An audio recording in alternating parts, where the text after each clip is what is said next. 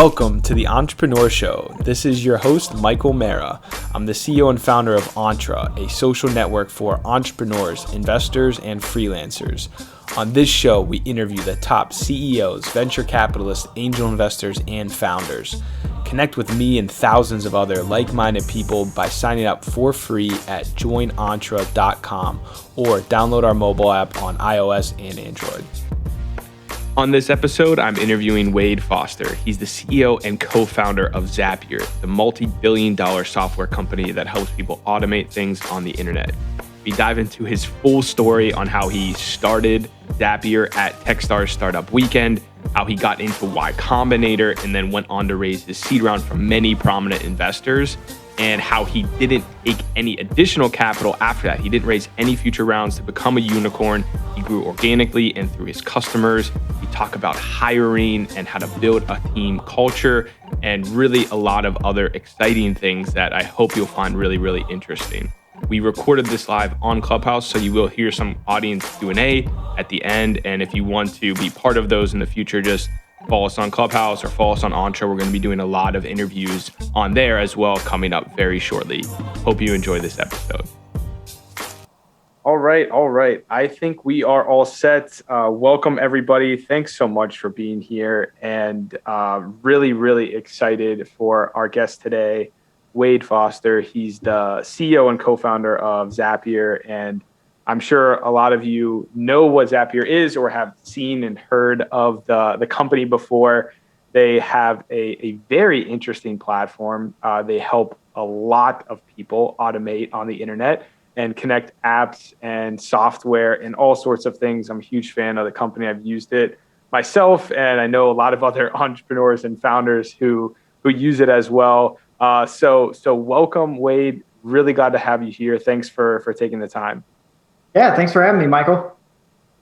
Really, really appreciate it. And if you don't mind, I'd love to start. I mean, you have an interesting background yourself. If you could let people know really how you got started in this entrepreneurial world. I know Zapier has an interesting story, and kind of how we got connected too through Matt, who actually met you at Startup Weekend. So walk us through what happened that weekend, and walk us through what happened on Startup Weekend and how the idea of Zapier came to life. Sure. A lot of entrepreneurs, I think, grow up selling candy bars on the, playground and stuff like that. That was not me. I definitely, sort of grew up in a more conservative town. My dad had a state job. My mom's a pharmacist. I didn't have a lot of exposure to entrepreneurship and small business in my sort of immediate family. And so I just sort of grew up going to school, doing my thing, trying to get good grades. It felt very normal, I guess, way to go about it. I didn't really get interested in entrepreneurship until the financial crisis in 2008. I was a junior in college then, and a good student, but clearly not good enough to get a job in 2008. Folks were just not hiring. They just sort of shut things down, and it didn't matter how good your grades were, or your extracurriculars or anything like that. And so I sort of went back to the drawing board and was like, I'm going to have to figure out, what am I going to do here? And I was lucky enough to find a small company in Columbia, Missouri. It's a 5, 6, maybe 7-person software team that was working on this software program for students. And I talked them into hiring me as a marketing person, and just really fell in love there with with building software. I got exposed. I remember using things like MailChimp and Basecamp and Wufoo and all this stuff. And I was blown away by the fact that anyone on the internet could go sign up for these tools, pay someone some money, and you never have to meet somebody. And they're really useful. And that just sort of got me hooked.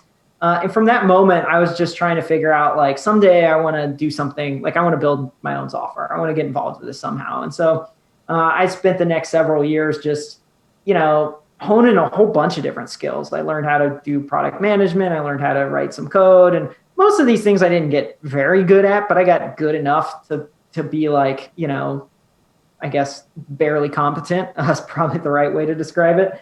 And one of my co-founders, Brian, and I had started like hanging out a ton, playing a bunch of music. We were in a jazz blues quartet together, and Brian had this idea of making it really easy to integrate these various tools: Mailchimp, Wufoo, QuickBooks, Basecamp, you name it.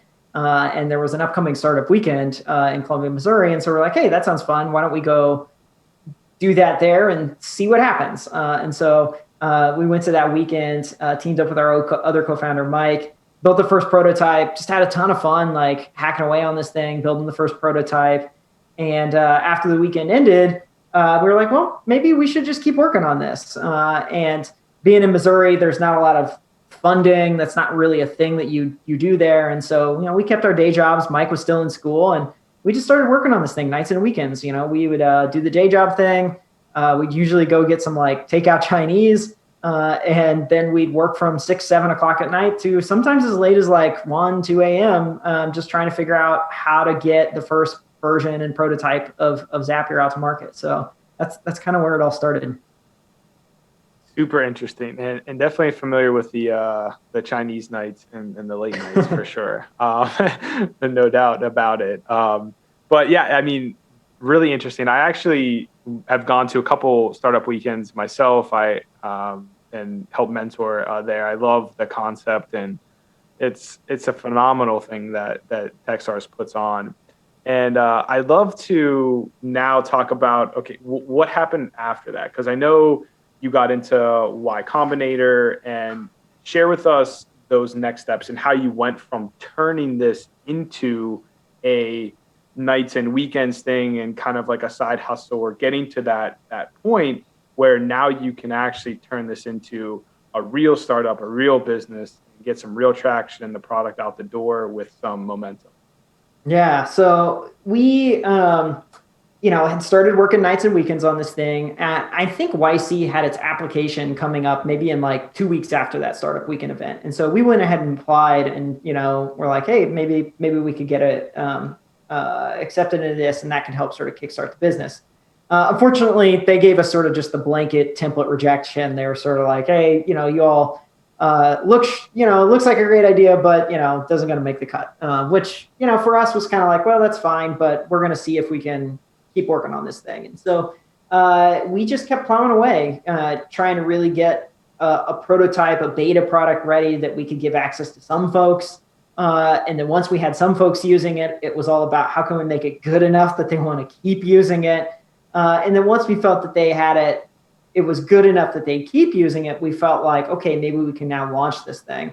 And that took us, 6, 8, 9 months to like get to that point where we felt like it was good enough to do a launch. And coincidentally, it just sort of happened to be around the same time that YC had applications open for the next batch. And so we went ahead and applied again the second time. We had a lot more progress, though. We had, I think, 500, 1,000 people in a beta. We had another, I think, 10,000 people on a waiting list. We had some YC companies that were using us. And, so we thought our chances were a little bit better. So we went ahead and applied a second time. And that time they were like, hey, yeah, we see the progress. We see that you all are capable of, we think building a company here. And they were willing to accept us in. And so we, at that point in time, I had already gone full time. I'd sort of worked it out with my wife, who was a teacher, that we would just live off her salary in a $500 a month 2-bedroom apartment in Columbia, Missouri. So that is one of the perks of starting a company in the Midwest, is it's cost of living is really cheap. And so we just sort of made things work there for 4 or 5 months before YC, where we were just living off her salary. My co-founders were still part-time on it at that point in time. But with the YC acceptance, everyone was full-time. We're all in at that point. And we moved out to California, and then just started like focusing on like, how do we really make a business out of this thing? Yeah, I mean, really, really interesting. And I love it. I didn't actually know that you guys got rejected the first time from YC. So that's a funny story, and I'm sure they're glad that they gave you a second chance there, for sure, because I think you're probably one of their best investments that they've ever made. So a lot of people wonder about YC, and it's kind of like this whole culture and community of Y Combinator founders and investors. And a lot of people don't know what it's like, or they want like they want to peek in, but they can't get access. So what was it like going through that experience? How much that helped you? How much do you recommend YC or other accelerators and stuff like that for founders? Do you think it's something that a lot of founders should be considering as they're starting out? Should they be looking into doing? Yeah. I can't speak for other accelerators because I haven't done them, but for YC, I certainly recommend it. But I think it's for reasons that are not necessarily super obvious to folks. For YC, they do such a good job of publishing for free all of their advice. You can go watch Startup School for free on YouTube. You can go read PG's essays. You can go to YC and read like all the things that they tell you to do. When you get into YC, it's no different. It's not like they hold back, the best tips for people that are in YC. It's all out there. They're all sharing it. So if you want to self-serve and do it yourself and figure it out along the way, you can. I think the thing that we got in particular out of YC was, a little bit of money. That was nice, but it was really the ability to go all in and focus on this thing. We had two co-founders that were part-time at the time. And so being able to like really have that commitment was really valuable. The fact that we moved from Missouri to California meant that we were kind of in an environment that didn't have a lot of distractions for us. And so we ate, drank, slept, Zapier for 3 months and made a huge amount of progress.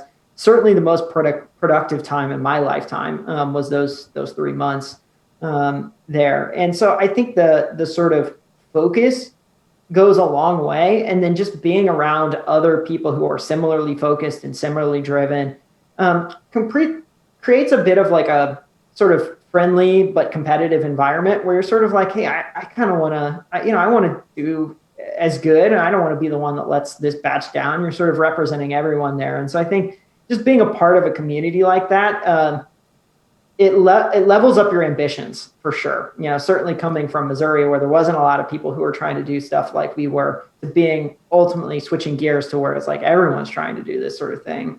It changed our perspectives on what was possible, I think. Yeah, that's really, really interesting. It seems like being in that environment alone just helps with the mindset and being able to focus and be around like-minded people goes a long way when you're doing startups. It's one of the reasons why just having that community, other people to see how they're doing it, learn from each other and be around kind of like similar-minded people. I think it really helps a lot. It's one of the main reasons why I started Entre was because I just didn't have that community of other founders to talk to and be around. Mm-hmm. So really, really interesting stuff. And I mean after YC, your story gets it goes from this startup to now one of the fastest growing internet companies, and you have done it so differently than other typical Silicon Valley companies. Because I respect you because you're from the Midwest. I'm from Pittsburgh, so St. Louis and Missouri is kind of similar-ish and not necessarily known for the massive funding rounds. But I respect you so much for that, and I look at your example as something that building a sustainable business and building a business where you can actually skip rounds of funding, not have to rely on continual venture capital raises. Walk us through, for people who may not understand your funding journey, how you approach that. Was that your thought process from the beginning, is let's build a business where we don't have to keep raising venture capital? Because you guys have, you're a tech startup, a unicorn, and you haven't really raised that much capital at all. So walk us through that approach and how you went about it, and share that story on your fundraising journey. Yeah. We were certainly, I would say, predisposed to like a more bootstrap model from the get-go. The place I'd worked before started Zapier. It's this company called Veterans United in Columbia. Two brothers founded this thing, 50-50, never raised a dime. And they'd done that for several businesses. And, they'd sold two businesses before that. And then Veterans United, while I was there, I was only there for like 10 months. I think I was like employee 500. And by the time I left, they were at like 900 or something like that in a 10-month period. And so, I think we'd seen that like you were able to build things and do them profitably and do them scalably. And so just getting to see that up front meant that we were already a little bit skeptical of folks who like would come in and say, there's only one way to do this. And I think, VC world tends to, tout their way of doing things as sort of the only way. And it's certainly a way, and it can be a good way for some entrepreneurs, but it doesn't have to be the only way. And so I think that exposure made us just a little more, I guess, thoughtful. I don't want to give ourselves too much credit, but it just sort of was like, we knew that we could chart our own course, I guess, is really what it boiled down to. And so, but we weren't totally against the idea. When we took the money from YC, we raised a seed round in 2012 of a year in, and that was about $1 million, which at the time was a pretty normal seed round. Nowadays, that seems tiny in comparison. And we took that because one, we weren't at a profitable level yet. We're living in California now, so the cost of living had totally changed. And we felt like we wanted to just have like a little bit of a buffer to be able to see this thing through. But the way we spent that money was, we treated it like it was the last money we were ever going to raise. We didn't expect to get more money out of that. And it forced us to really focus on understanding what worked inside the business model. And it was, the three founders that really had to figure it out. Like, how does this work? And so all the skills that it took to run and operate that business existed within those the three people. So then when it came time to like thinking about getting extra help on, it was really clear to us where we most needed the help because we were doing those jobs. So we knew right away, okay, we need help on customer support. We were waking up and spending, from the time we woke up till 3:00 in the afternoon, just answering support tickets. So we knew that if we could get help there, it would allow us to pour back time into the features that these customers were asking for, the bugs that they were encountering. And so we started there. Then it was like, okay, the next problem we're running into is that we can't just build this stuff fast enough. So we hired 2 engineers. But we were always paying attention to, the balance sheet, the cash flow statement, and making sure to never lose too much money. I think our, highest burn that we ever had at Zapier was $20,000 in 1 month, which is quaint compared to today's standards. And by 2014, I'd been paying close attention to the financials, and I was like, you know what? I'm pretty sure we could flip this thing to being profitable if we wanted to. And so we did. We just sort of were very measured about how we hired. Hiring is your biggest expense. And, we became profitable fairly easily there. Now, we had a lot of advantages going for us. Low customer acquisition cost is super critical to doing this. If you have a heavy enterprise sales motion that requires you to have sales folks up front, that means you got to, spend the time to hire recruiters. Those recruiters got to bring those sales folks in. Those sales folks have salaries that they're, getting paid before they're actually productive. It might take them 3-6 months. And so, you're spending a lot of money up front before they're actually generating cash. In our model, we're generating customers via word of mouth, via search, via partnerships. All that is like low or no cost customer acquisition models. And that allowed us to have low prices, good prices. And as soon as that person started paying us, that money was ROI positive. We would be ROI positive in month 1, basically, for the longest time. And so if you have a model that looks like that, fundraising is not as needed to grow your business. And so that was another thing that I think made it possible for us to build the business in the way that we did it. Really, really interesting. I hope people were paying attention to that because I thought you hit on a few really key things there. Low customer acquisition costs, and then hiring kind of as needed. And as your executive team saw that the workload on themselves was getting to the point where it was no longer sustainable. And I think a lot of times now it's more of these companies are just hiring because that's what they do when they raise these rounds. I really love that strategy and that thought process going into it. Going on top of that, when you did hire and when you started building this culture and this team, to now where you have many employees, how did you guys look at that? Were you focused on finding someone who fit the skill set? Were you looking for someone who fit the culture? How did you approach that? Did you hire any freelancers along the way? Did you hire any agencies, or were you more focused on bringing people on that could be really, along for the long haul, employees that were in this for the long run with you? Yeah. So the answer is both. Like, we cared about folks that were going to grow the culture and be a skill set fit. In the early days, we had a philosophy that broke along the ways, but in the early days, it was really useful, which was don't hire till it hurts. And so that meant we were doing these jobs, we understood these jobs, which made it really easy for us to write job descriptions, because we were like, we know exactly what this person's going to come in and do. They're going to come in and take over and own this thing. And we want them to evolve it in these ways, XYZ ways. So it made it really easy for us to identify the types of folks that could be successful.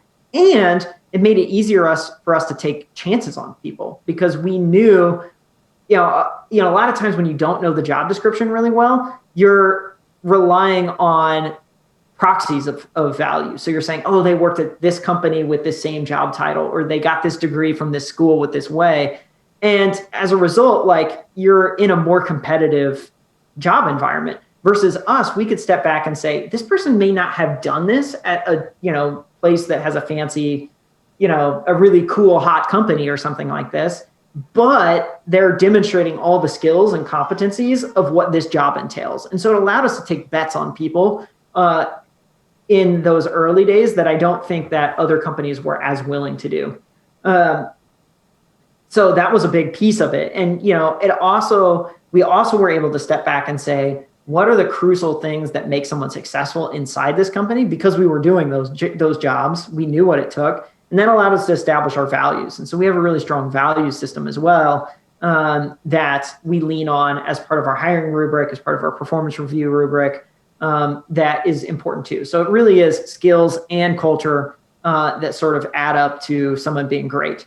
So that was certainly for full-time roles, but there were areas where we certainly leaned on freelancers for work at times too. We had a lot of freelancers, in particular for content side of the business, folks that were contributing to the blog in a variety of ways.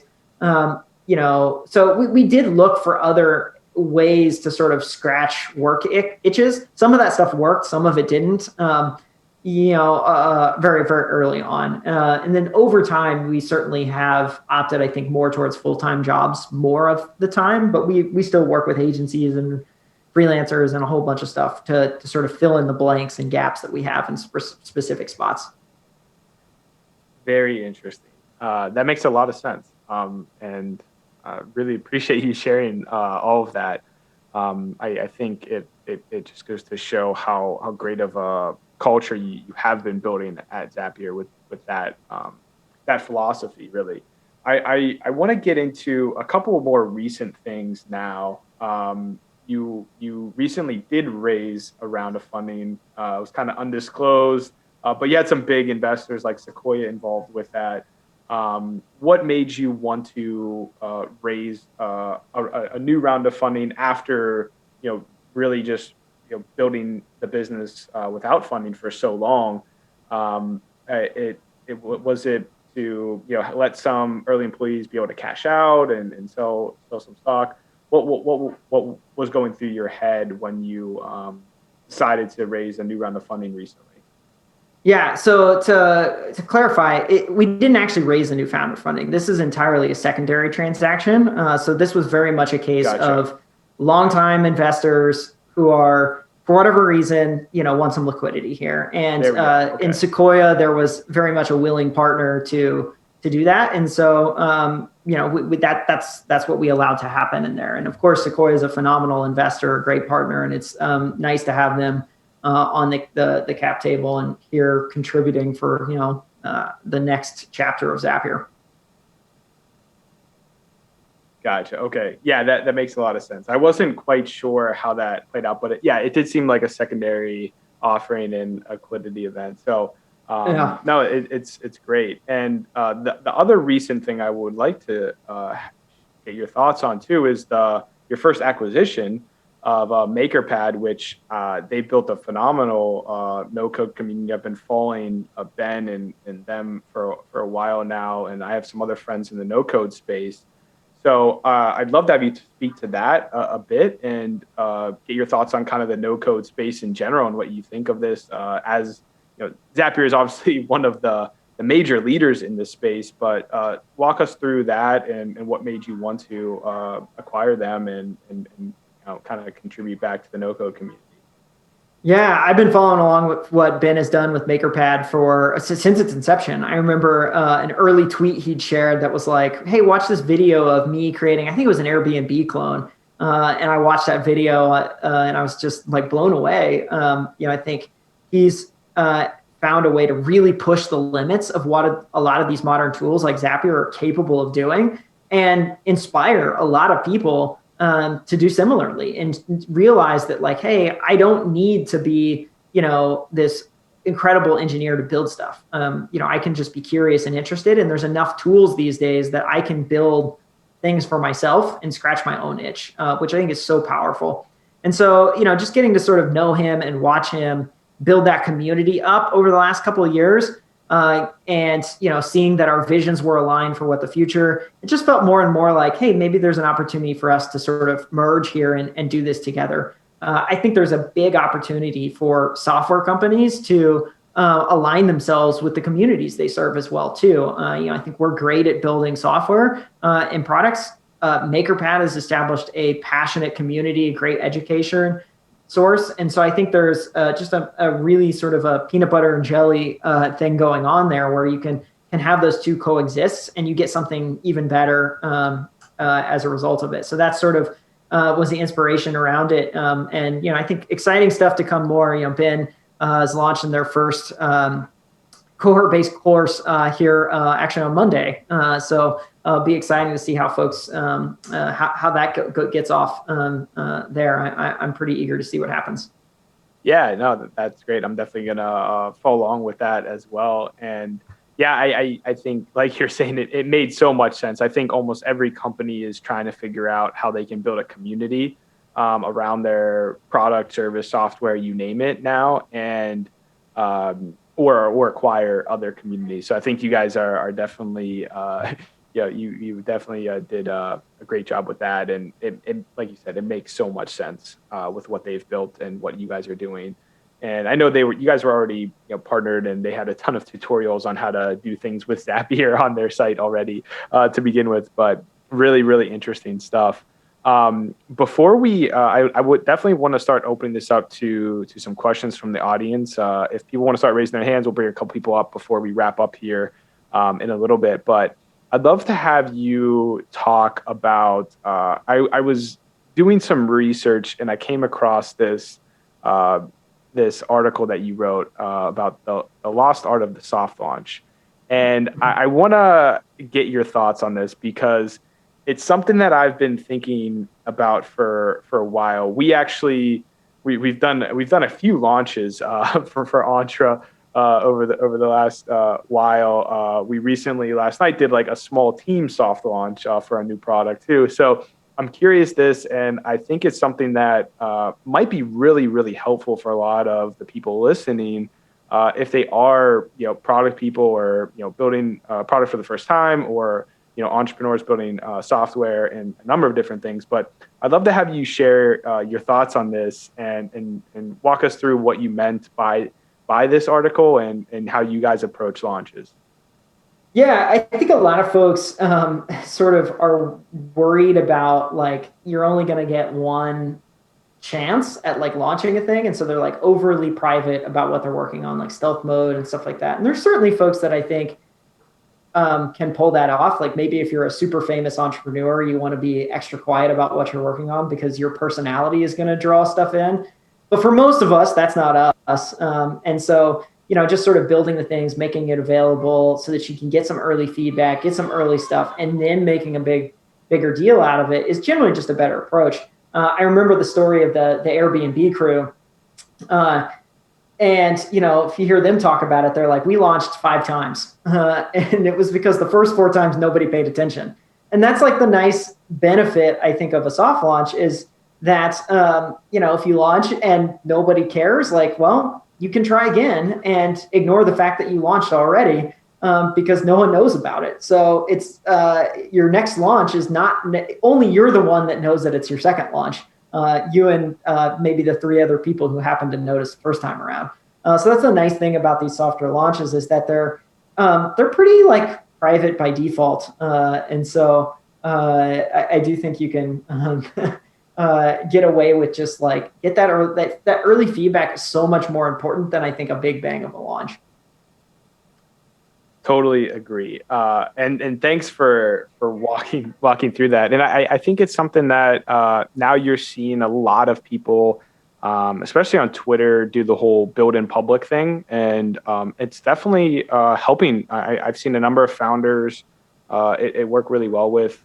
We've been really open with our community and our beta users and getting them involved in the product even before it's ready. And anyone that wants to try stuff out, like we're very open to that that stuff too. So I totally love it. Before we open it up here to some people, I'd love to get your thoughts on really just the future of this whole industry, right? Like automation is here, AI, machine learning. There's so many things that are coming with no code and people being able to build products and software easier and faster.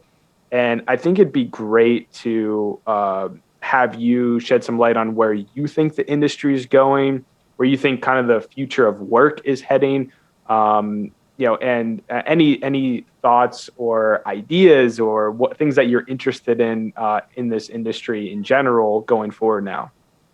Yeah, I think the thing I'm really excited to see is automation for people. I think the way the mainstream media often talks about it is this like, scary overlord is coming to get your job sort of thing. That's not at all what we see with Zapier. We see a ton of small businesses adopting this and able to compete at a bigger scale, in part because they have access to automation. And so I'm really excited about people who are working on building tools that make this stuff more accessible. This is why low code, no code is such a great space to be in, is because it's bringing these skill sets that historically have been only available to engineers. The 1% of society could build things. But now with these tools, all you have to have is an idea and some creativity, and you can make some stuff happen. You can scratch your own itch. You can build something that solves a problem. And for me, that is, the sort of opportunity that comes with that is a little bit unfathomable. It's sort of a paradigm shift in who can make stuff.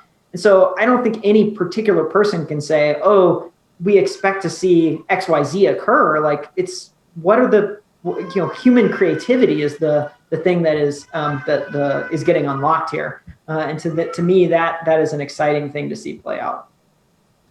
I totally agree. I think we're on, even with what has transpired over the last couple of years, if the tools that were available like Bubble and Adalo and Webflow and stuff like that, I wish these were available when I was starting out 4 or 5 years ago, because I probably would have gotten to where I am a little bit faster, or at least built my first MVP a lot easier and faster along the way. And I think the important thing is helping people get to that idea, like the validation phase, as fast as possible. And it's like, does anyone even want this? Well, let's build something.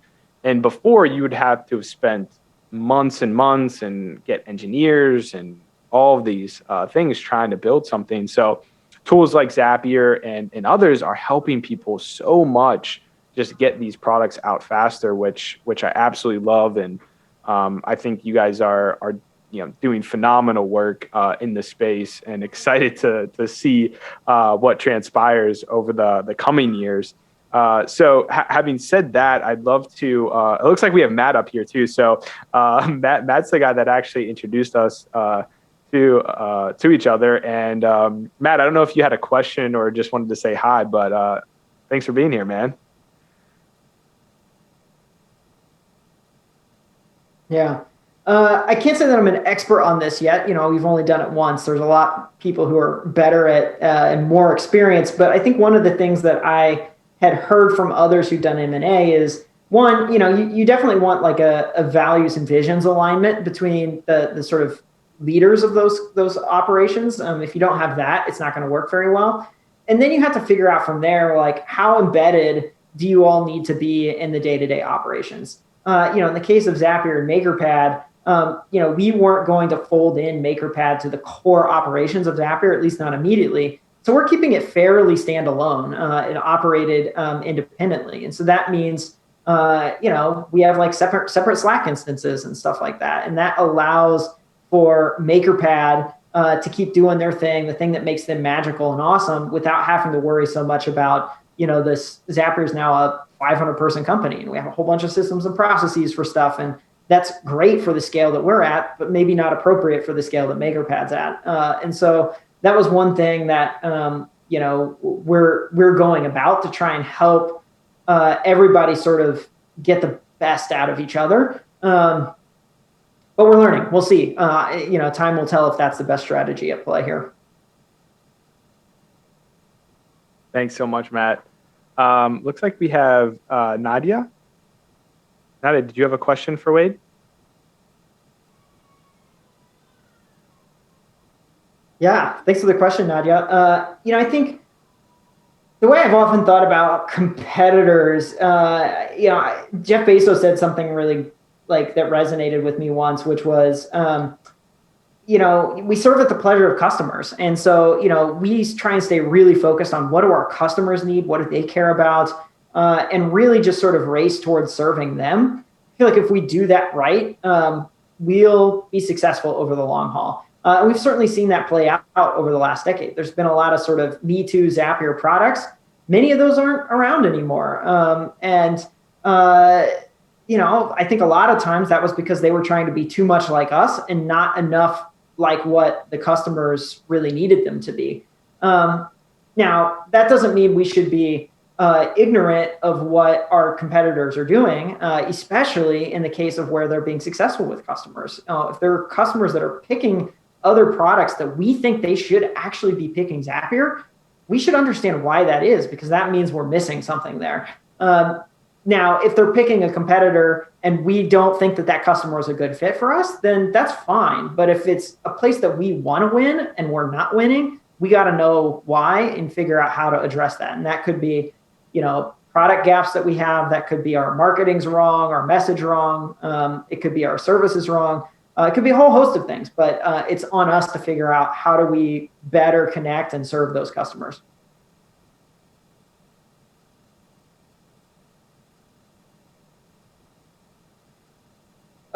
Sure. I mean, data is usually very helpful to the extent that you can get it to help answer and guide your decision-making process. I think if you have access to things, you wanna take both qualitative and quantitative inputs into play. I think the thing you got to be cognizant of is the time that it takes you to get that data. Speed is also an asset, and usually there's a trade-off between speed and information. And so if you're waiting until you have perfect information, somebody's going to beat you to the punch. And so I think you got to be thinking through how much data do I really need before I can have conviction to go. And getting that right is sometimes hard. Sometimes people race ahead and they don't have enough information and it just bombs. And then sometimes they wait too long and they knew the right thing, but there's a startup out there that's now already 2 or 3 years ahead of them. So getting that sort of like dialed in and tuned right and getting your risk profile right is something you got to learn and get better at all the time.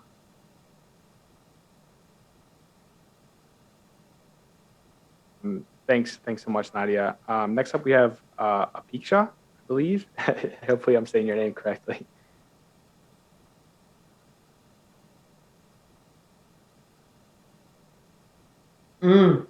I think that I'm trying to think of how would I break. I think that was a question that I borrowed from Kevin Hale at Woofo. I'm not sure I don't use that anymore. I don't really love that. He liked that question because it was a good way to test empathy skills, in particular for customer support reps, where, customer support rep, a big part of the job a lot of the times is letting a customer down. but having them feel good about it, which is somewhat similar to a breakup. And so that's why he used that question. I think over the years, what I've found works best is behavioral interview questions. So these are your classic, tell me about a time when you did X style of question. There is a really great spreadsheet of these questions on the US Veterans Affairs site, if you'll believe it or not.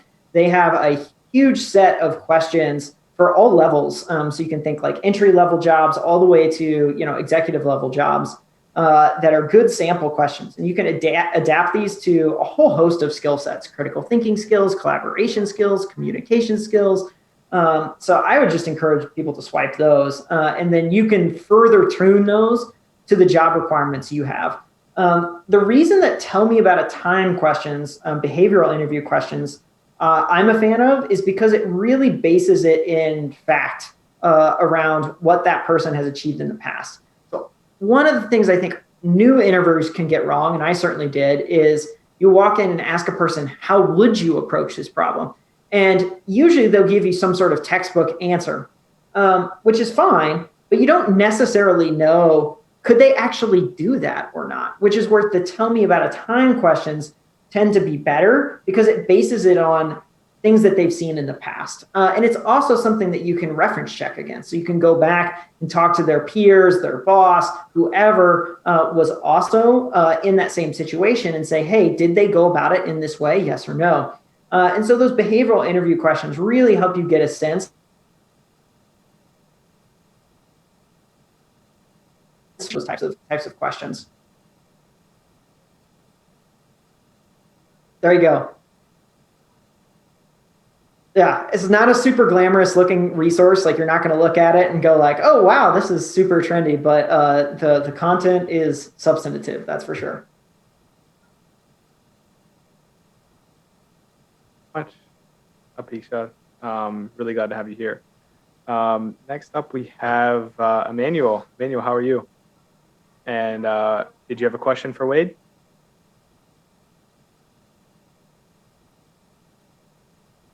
Yeah. I check out, there's this book that the founder of DuckDuckGo wrote called Traction.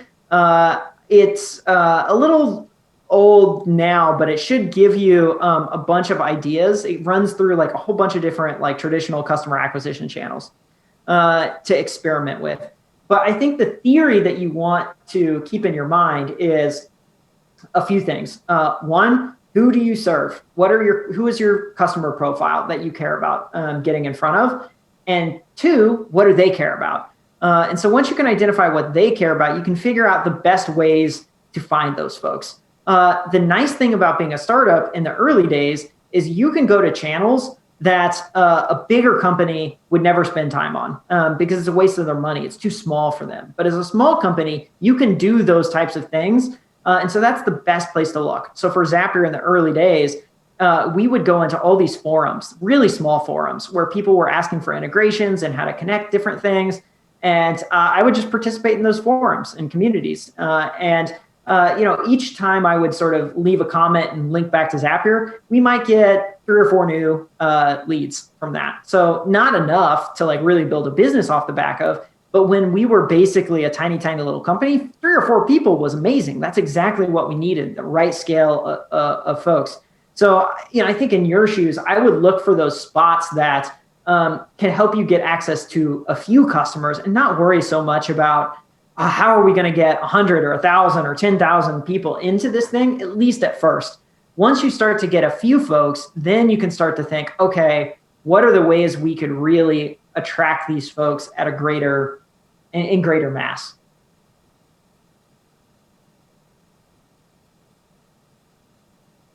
Thanks so much, Emmanuel. And let's move on to Randy. I think Randy's going to be our last person here to ask a question, and then we can wrap up because I know Wade's got a bunch of other stuff going on. So appreciate his time.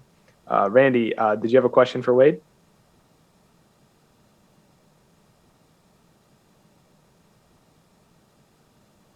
Yeah. Well, first, thanks for using the product. Really appreciate the support, and hopefully we can keep making things better for you. In terms of helping folks see the value in culture, especially early on. I think it's like anything. Like you really want to, as a startup, like in the very early days, you're not going to be good enough at pretty much everything. Like you're just not nearly as good at any aspect of your business as you want to be. And so as a founder, I think it's always your job to figure out what is the biggest blocker for us to get to that next stage, that next step, that next clearing, and really put disproportionate emphasis on that. And then everything else you kind of set aside and like take as a little bit of a put in the backlog and say, hey, we're going to get to focused on that at that point in time. So for us, like we really only started thinking more deeply about what culture looked like, not until maybe about 10 people joined the team. So that was when we got into it. Maybe earlier would have been better in some regards. But at that point in time is when we felt like, okay, we're hiring at fast enough rate now that we need to have some like frameworks for thinking about who do we want to bring into this company? What's the type of person that's going to be successful at this type of venture? And so that's really where we sort of started to see the spending time on people, culture, values to be a blocker for us. Maybe there's people who can get away with waiting longer than that. I'm sure there are folks who have done that and gotten away with it longer than that. But at a certain point, it is going to become a constraint. It's going to be a blocker. You're only as successful as your people are at a certain scale and a certain level. And so it definitely does become that. You're spot on that at some point in time, like you're going to have to spend time on it. But beyond that, I don't know that I have any particular advice other than that, just to be aware, you're going to have to get good at it.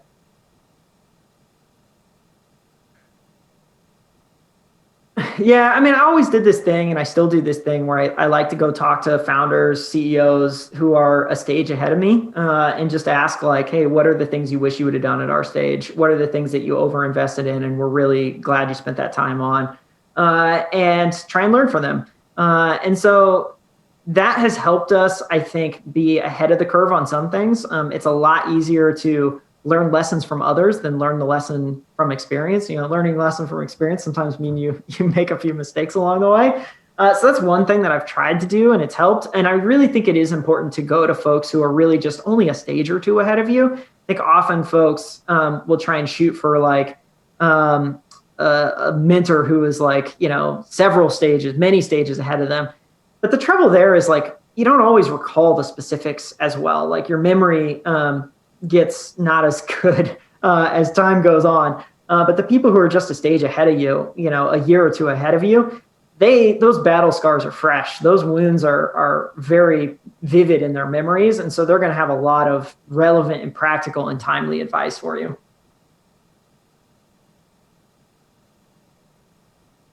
You bet. Appreciate it, Randy. Well, it looks like we're coming up on time here. Wade, this was awesome. Thank you so much for being here. Any final thoughts? Where should people follow up with you? Where can they learn more about Zapier and get involved with everything that you're doing? What would be the best place for people? Yeah, come check the product out, Zapier.com. If you're interested in working at Zapier, we're always hiring. If you just are morbidly curious about what I'm up to, I occasionally tweet at Wade Foster on Twitter. Those are usually the best places to hang out. And if you just want to learn more about all this stuff, we have a very active blog, Zapier.com/blog. MakerPad, also a great place to learn more about no code and how to build stuff. So a lot of awesome resources out there to take advantage of. Really appreciate you being here, sharing your story, and really looking forward to seeing all the success that you continue to do in the space. And this was awesome. I really enjoyed this. I hope everyone else did. And for those of you who haven't been to any of our rooms here on Clubhouse, the Future Work Club, if you tap the green house at the top, you can follow the club. We have a bunch of interesting interviews and rooms coming up soon. Thanks so much, everybody. Matt, thanks so much for putting this together. And hope everyone has a great rest of your week. And please reach out if there's anything that we can help you with. Thank you so much for listening to another episode of The Entrepreneur Show. If you'd like to connect and network with other like-minded people, entrepreneurs, investors, freelancers, and startups, check out our app or go to our website, joinentre.com. Thank you so much for being a part of our community. If there's anything that we can do to help you, please reach out to us and let us know.